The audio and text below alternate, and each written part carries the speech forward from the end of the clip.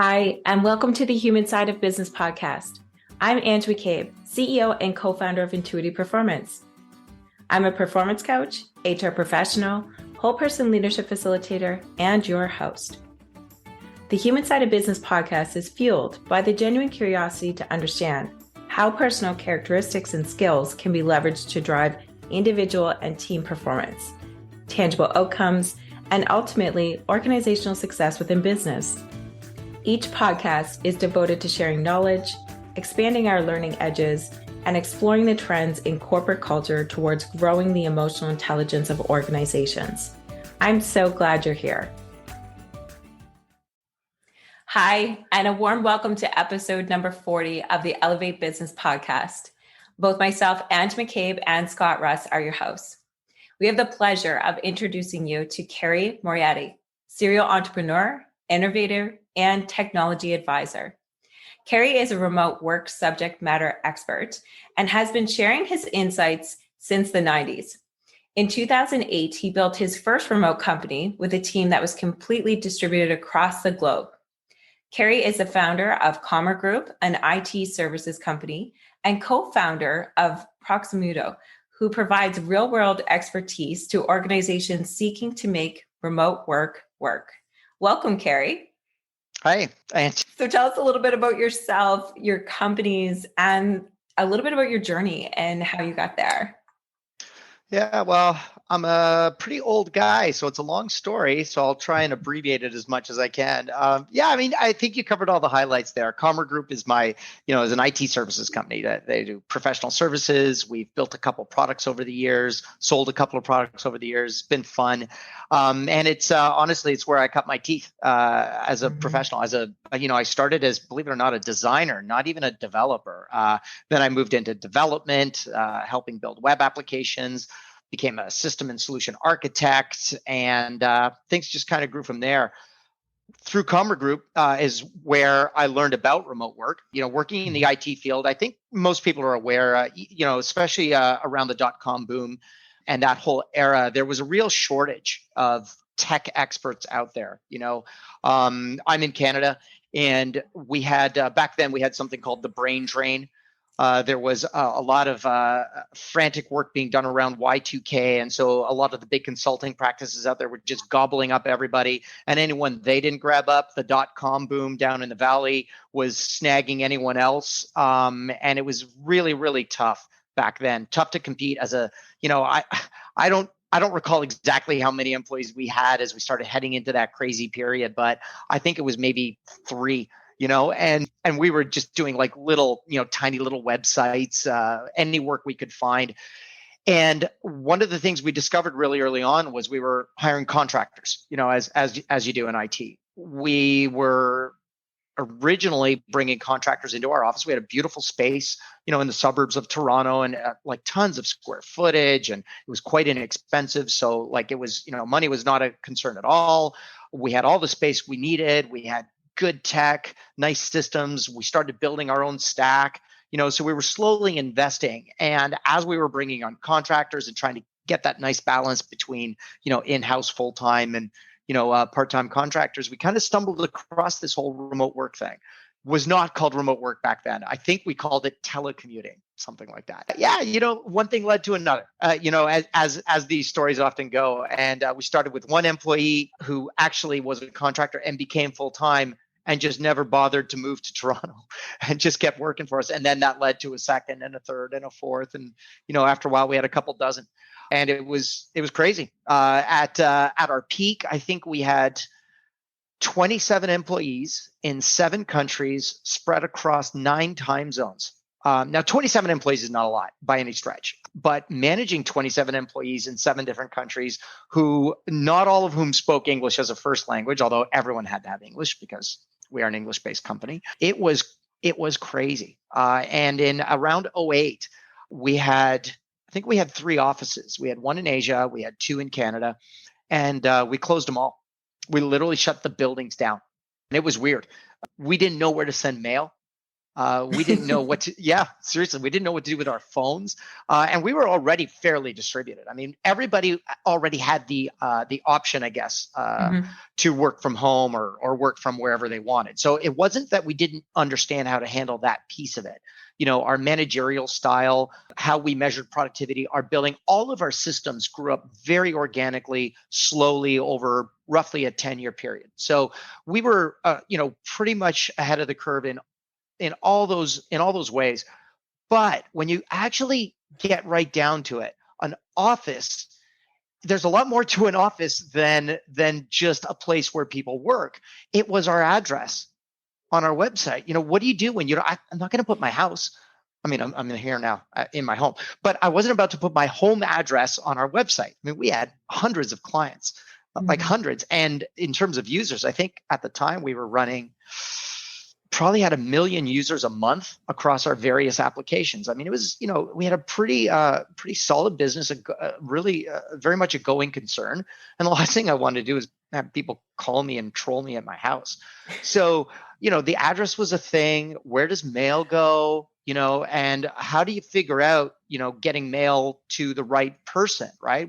And the other thing too is, and I'm going to be straight up with this, one thing the pandemic has done is changed people's attitudes about working from home. When I did this, when I started working remotely, I did it secretly, literally secretly. I didn't announce to my clients that we were remote working. I told my staff, obviously, but I didn't tell anybody, customers, partners, vendors, nobody. I didn't want anyone to know that we were working from home, because in the early 2000s and the mid 2000s, and even in 2019, working from home, that's Bush League. Nobody does that. No such a thing as a company that remote works. Yeah, there's WordPress.com. There's GitLab. There are some outliers out there, but those are companies that can be, loud and proud about remote work because they have literally thousands of employees or multiple countries, and they're, two of the biggest technology stacks in the world. I mean, they are very good at what they do. So no one's going to poo-poo, GitLab and say, well, that's not a real business. But who was I? Commerce Group, couple dozen employees, we're nobody. And the last thing we need is for our employees, for our customers to say, well, sorry, you don't know where your programmer is right now. What do you mean? It's 3 p.m. And I'm like, can't you just walk over and talk to him? No, I actually can't. Like, I don't even know what country he's in today.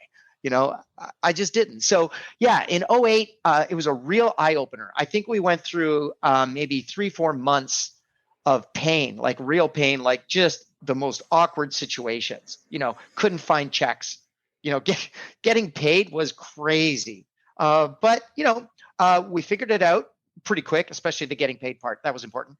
And once we did, we fast tracked everything. It was fantastic. We learned how to virtualize our banking.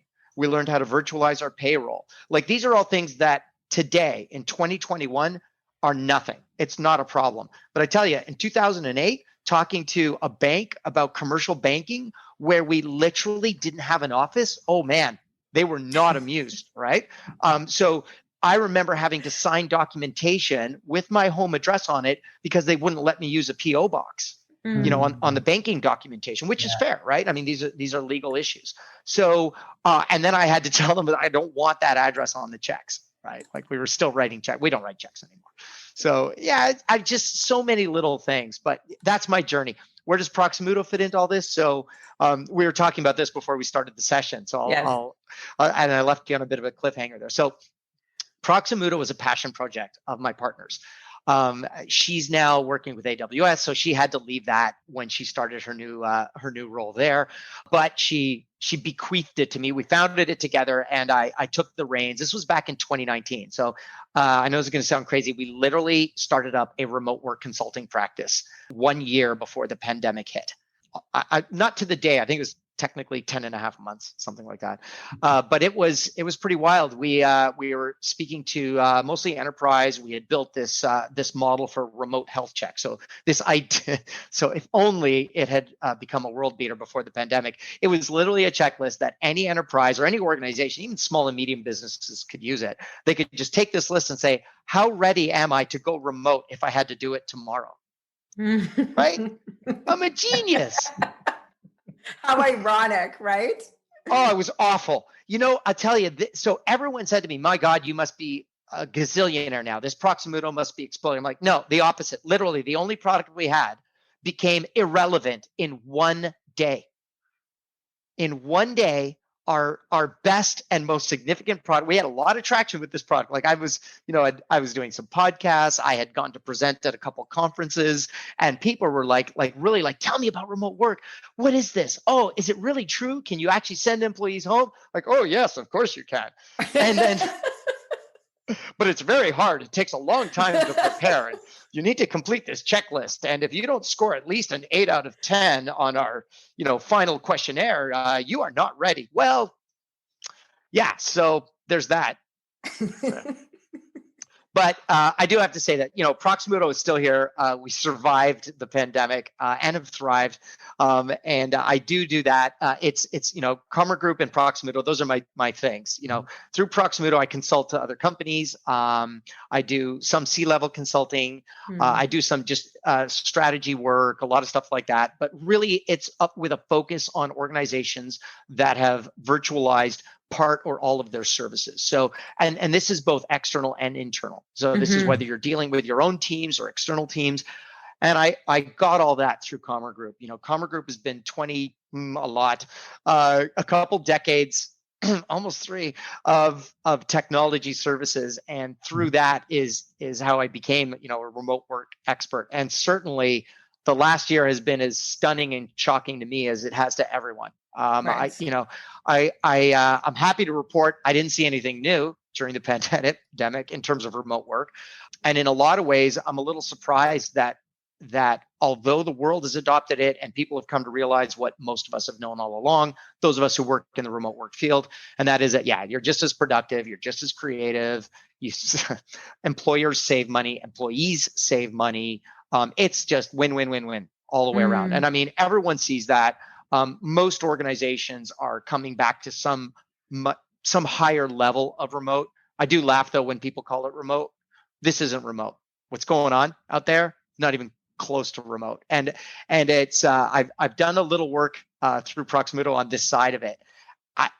It's really hard to explain to some CHROs. Some of them get this and they intuited that this was going to happen, but it's hard to explain to those that haven't seen it yet what remote really is. Because locking someone in their house with their kids and their partner and their dog and telling them to work full time, that's not remote work. That's like some bizarre kind of jail thing. That's what the world is experiencing right now. When the pandemic restrictions are lifted, and most of the US is pretty good now, parts of Canada, parts of Europe, I do believe that by fall, much of the world, certainly, Europe and North America, is going to have something. I'm not going to say a return to normal because who knows what normal is going to look like, but I do believe restrictions will be lifted to the point where we will have the option to act the way we acted before. But I do not believe we will ever act that way again. It's just not going to happen. I've never seen any enterprise or small business or medium business adopt any level of remote work and go back. Right. You don't. Why do you think that is? Well, I have a little quip that I'll use here that I say all the time. Remote work is a door once opened, you cannot close. It's a one-way passage, and I'll tell you why. First of all, I didn't buy 3 more buildings after I closed my offices, right? Not interested. I don't need that overhead, right? My employees are not interested in adopting a 1 hour, maybe 2 hour a day commute, an hour each way or half an hour each way. There is no benefit to removing remote work once you put it in place. It's very, very difficult. And this was actually most of what I did prior to the pandemic. First with Commerce Group, then with Proximuto and some of the other organizations I've consulted to. I spent most of my time fighting bias.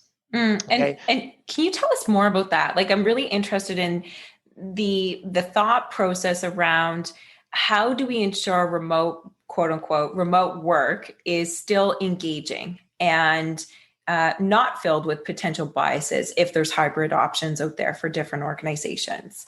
Yeah, hybrid's tough. If you look at, if we say there's a spectrum out there, there's, fully in the office or on premises, and then there's fully remote. We call that an organization that is 100% remote. Like, let's say GitLab, which is, I'm a big fanboy. I'm going to, be open about that right now. Love that. I've never worked there, but if they called me, I totally would, because they're amazing. But I am not looking for work. Okay, so GitLab, I'm going to use as the model because they really are. That is a distributed organization. They are 100% remote. Doesn't mean that they don't have offices or buildings or collaboration spaces, right? And then, our classic businesses pre-pandemic, that's what you would call fully on-prem. Right. Having a satellite office or having, sales staff on the road, that is remote work, but that's not what we talk about when we talk about a distributed organization. Fair. Hybrid is what everybody's talking about. And I think, Ange, that's what you're saying. So how do we make this engaging? So first of all, I think we need to dispel this myth that there is any difference between working in an office and working remotely when it comes to creativity and collaboration. There are differences in the mechanics, right? So at a tactical or at a low level, how you do things is very, very different. How you speak to someone. Remote is all about intentionality. Okay. So, and I think this is where people get confused. They believe that if you're intentional, you're not spontaneous. If you're not spontaneous, you're not creative. Okay. So how do we get creative with remote? All right. So, and I've, this I've got down. First of all, you don't have to. All right. So if you want to have a distributed organization, if you have a hybrid organization, a lot of it will depend on what your, let's call it your human architecture looks like. Now, if you're distributed across multiple offices or multiple geographies, like I was, or multiple countries and time zones, it gets a little bit tougher. It really does, because you can't do everything asynchronously. Asynchronous meaning emails asynchronous, phone call is synchronous, right? Meeting with someone in person is synchronous, writing them a letter, extremely asynchronous. Okay, so it is better to do some things synchronously. I love story mapping. I love planning sessions. In case you haven't noticed, I'm a massive extrovert, right? I love talking to people. I love that energy.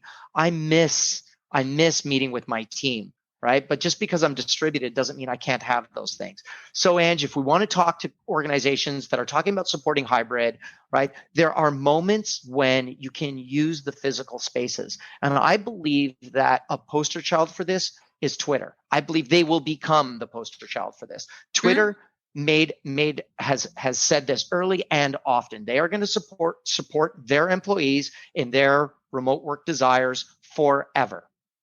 Facebook and Google started hinting at that and then pulled back a little bit. But I think Facebook and Google are going to get there as well to some degree. But I think Twitter is where we're going to see this. So did Twitter say we're shutting down our buildings and selling our real estate? Nope. They said we're going to support remote work forever. That, to me, is the right model. So how do you build a hybrid organization that, engenders creativity, that allows for collaboration, that allows for in-person meeting? Keep the buildings. You may not need as much square footage. You may not need as many floors. You may not need as many towers, but keep the buildings, and find reasons for employees to want to come in. And if you need to have a once a year conference and pay for those flights, pay for it. I'm sure Twitter has the funds to do that. But this is a way to keep that creativity. Now, if you're a smaller business, or even if you're an enterprise, but you don't have, deeper pockets, this can still be done. I've done this with my teams over and over again. We plan, we're intentional. When you're remote, everything's so one-on-ones, managers don't just spontaneously walk into an employee's desk and say, hey, we're going to do your performance review now. And then we're going to do a one-on-one, or maybe we'll do it in the other order. I don't know. I'm feeling spontaneous. That's okay. Yes, there are managers that do this. And as a 12-year-old, I think I attempted to do this with my first employee, my younger sister. But that is not a good management technique, okay? So we're intentional even when we're in the office. With remote, everything has to be intentional. So I'm not saying I'm going to plan for a creativity or an aha moment, but I am going to plan to get people together. And I've done this several times. If you're not familiar with the agile process, there's this thing called a planning session, right? Or story mapping. Story mapping, to me, my flavor of story mapping in the ways that I have adopted agile involves, these are bigger planning sessions. They're generally an entire day. You have a bunch of people together in a room or a couple of rooms, you've got pizza, you've got drinks, maybe not too much alcohol until later in the day. But it's fun, right? These are, halfway between party and planning. Okay. So I love story mapping. There's lots of stickies. There's a whiteboard. I love to have people co-located, meaning all physically present. It's hard to do, especially when I have, in my case, I've had a couple teams where members on the exact same team were literally in different countries in Europe and in North America. So the way I've done this in the past is I've set up multiple cameras. I love multiple cameras. So this Zoom, this one-to-one, this all three of us staring at each other in the eyes, I will be hypnotizing you later. This isn't great. Like, it's a little awkward, somewhat uncomfortable. But if you set up 2 or 3 cameras in a larger space, and you give those who can't attend, and you have good microphones, and you give those who can't attend a way to reach out, a microphone and speaker that actually work. If you have somebody dedicated to making sure that connection or those connections stay open, if they can flip from camera to camera, if the whiteboard is a smart board and you've got that shared as well. You see what I'm getting at here? So yeah, it's a lot harder than just, a grease pencil and a whiteboard. I don't care. and no, it's harder. All of that's insightful, Cary. What we're seeing with a lot of clients as of recent is that one-to-one. So either Teams or Zoom environments. And then it's almost granular in the sense of individuals are uncomfortable to speak and have meetings on camera. So how do we accommodate for that? Or even just that mind shift, to your point, that the remote environment can be mirrored from the in-person environment. So kind of getting a little bit more granular, how's been your experiences with regards to shifting those mindsets in how to even be comfortable working remote? Yeah, super hard. So first thing I want to say is this: distributed companies are not for everyone, right? Even for myself, I don't know that Commer or, a couple of the other companies I've been involved with or founded or co-founded, I don't know that they all would have worked out had they started as a distributed organization to begin with. I'd say in almost every case, I'm not like, I haven't ever started a basement business. I never started a business in my garage. Jobs and Wozniak, I hear, did pretty good with theirs. What's that called? Apple. But other than those guys, that's not really a super common thing, I don't think. So I did have the advantage of, growing up old school and then morphing my business into more remote. But it is very difficult to change mindsets. I don't actually try to do that. I'm not about the brainwashing or, I've never felt that you can just say, hey, this is the corporate culture I want, I'm going to go make it. I've always felt that, look, I'm going to do all the right things. The culture itself will follow. And I believe that a positive culture will result from building a positive environment and taking the right actions. So if I'm going to have an office, I'm going to invite people in. The things I need to watch out for are bias, right? So this on-premise bias, which is just major. That's the key, right? The way I combat that, the way I try to build the corporate culture I'm hoping to get to is by identifying individuals or processes or tasks that have that bias present. Now, for me, it's intuitive. I see it right away, all the time. For other people, maybe not so intuitive, although after this last year, I think we're all starting to get this idea of, who's really gotten into the remote work thing and who has not. You can kind of see people who are, if anyone is still struggling with the mute button, right? Or Zoom or Teams or Google Meet, they're not getting it. Right. And if they're one of your managers and you're an executive and you're listening to this right now and you know who those individuals are, I think you need to get some training done because they're never going to get it and they're not interested in getting it. Right. So, and that's what I'm looking for. And that's what you got to watch out for. You find those, you work with them. You don't go firing people because these are valuable assets. They were amazing pre-pandemic. They're going to be amazing post-pandemic, but they need more support. This is a massive change. And like I said, you haven't seen anything yet. What you're seeing right now is nothing compared to what happens over time. I've had employees show up in South America who were literally working for me in Toronto, Canada, and days later, I'm getting a call from South America saying, so I just finished that job and blah, blah, blah, like out of nowhere. I literally had an employee move from Taiwan to the Philippines. I didn't get a notice that this was going to happen. Right. So, these things are going to happen. I've had employees go to micro shifting And I did not know. So micro shifting, to explain that, and we're seeing it right now.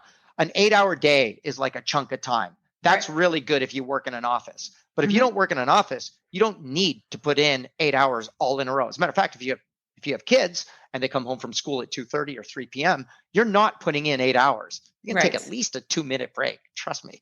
Okay. So in around 2008, around 2010, actually, I had this very peculiar scenario. And when I say peculiar for me, I'm sure there's lots of companies like this, where the majority of my employees were male. In IT, that's a thing, and it's something we struggle with all the time. But not only were they male, they were also the primary caregiver in their home. They made lunches for the kids. They were with the kids when the kids came home, and their partners, some male, some female, were working out of the home. And so I had a bunch of guys who were dealing with kids at normal dealing with kids times, lunchtime, mid-afternoon, early in the morning. They couldn't work at those times. It was difficult, and I didn't expect them to. So I didn't know this was happening. Like I said, organic, right? I had 10 years of this. So over time, I had a couple of employees that literally developed very fascinating schedules. I had one employee that worked from 2 a.m. till 6 a.m. and then did a 4-hour shift at night. I actually have one right now that does that. Like right now, it's not 2 till 6 though. He's halftime, right? So he has a special needs child, and he's with that child all day. If that child is awake, he's with his child. That child needs full-time care. They have a nurse. They have a caregiver that comes in as well to help, and that helps. But you can't work like that. It doesn't work out well. So, we've got all kinds of crazy situations. This is what's going to happen. Karma Group is tiny. I've had some smaller business. I've run a couple bigger organizations as well. When you go remote, when you allow remote, when you say you can work remotely more often, or as I've seen, a lot of companies are now saying this, look, if you want to choose the remote option, you can go fully remote as long as you're close enough to, get into the office. We're not, for example, we're not going to spring for flights Monday through Friday, right? So people will take advantage of this. And once they do, this is going to organically evolve into micro shifting, time shifting, geo shifting, right? So people are going to move away. They're going to move further away. They're going to shift their time. They're going to break it up into blocks. They're going to break it up into micro blocks. None of this matters. We even have RMB, so RBM, results-based management. So there's literally an entire management practice built around accommodating these kinds of schedules that had nothing to do with the pandemic or remote work. I'm talking an awful lot. I'm sorry. I said I talked fast. There's a lot of interesting insights there. And some things that came up for me around being really intentional when you're moving remote, taking the time to plan things out, and then also looking as to, how are you supporting your employees? And one employee might need a different type of support than another, whether it be technical support with Zoom and the tools that you're utilizing, or the others, it might be around their work schedule, being really flexible and being able to adapt. And I think to your point, what we're seeing more and more is people not looking to balance work and life, but rather create work-life harmony, where things work together rather than having them in these big chunks of time, as you had mentioned. And I really appreciate it. I think we both really appreciate the insights you've been able to share around remote work. And I can tell we could probably go on for another podcast episode at the least. On the topic. But that being said, so I guess kind of wrapping things up, we always like to ask our guests, what are 3 words of inspiration? And I'm going to change this a little bit, but 3 words of inspiration that you might want other leaders that are going into remote work or looking to lead their teams in a remote work setting, they might want to hear.